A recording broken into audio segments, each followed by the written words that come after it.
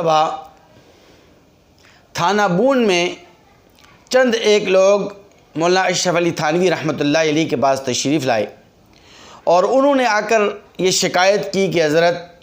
اس وقت کے بادشاہ نے، وقت کے حاکم نے ایک ظالمانہ قانون بنایا ہے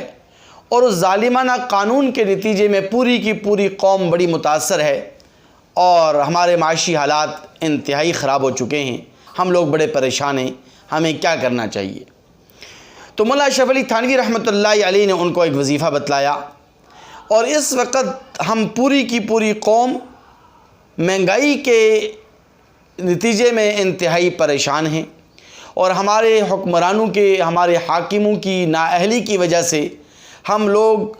اس مہنگائی کی دلدل کے اندر اس طرح دھنس چکے ہیں اور پھنس چکے ہیں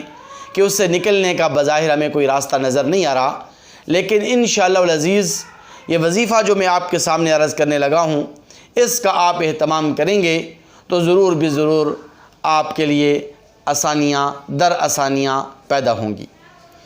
مولانا اشرف علی تھانوی رحمۃ اللہ علیہ نے ان حضرات سے کہا کہ آپ لوگ پوری کی پوری قوم، سارے کے سارے عوام توبہ اور استغفار کا اہتمام کریں، اور توبہ اور استغفار کے اہتمام کے ساتھ ساتھ قوم کا ہر فرد اور ہر ایک شخص ایک دن میں 500 مرتبہ ایک دن میں 500 مرتبہ لا حول ولا قوت الا باللہ پڑھنے کا اہتمام کرے،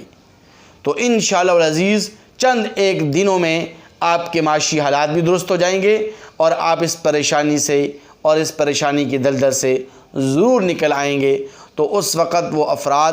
جو وہاں پر آئے، انہوں نے جا کر پوری کی پوری قوم کو بتلایا، تمام لوگوں کو بتلایا، تو سارے کے سارے لوگ اس وظیفے کا جب اہتمام کرنے لگے تو چند دنوں کے اندر حالات درست ہو گئے، اور وہ جو ظالمانہ قانون اس وقت کے حکمران نے بنایا تھا اس سے انہوں نے نجات پا لی۔ تو اس لیے ہم اس وقت جس پریشانی کے اندر ہیں اور مہنگائی کی وجہ سے انتہائی متاثر ہیں، تو ہمیں بھی چاہیے کہ ہم توبہ اور استغفار کے ساتھ ساتھ روزانہ 500 مرتبہ اس وظیفے کا اہتمام کریں، لا حول ولا قوت الا باللہ۔ السلام علیکم ورحمۃ اللہ وبرکاتہ۔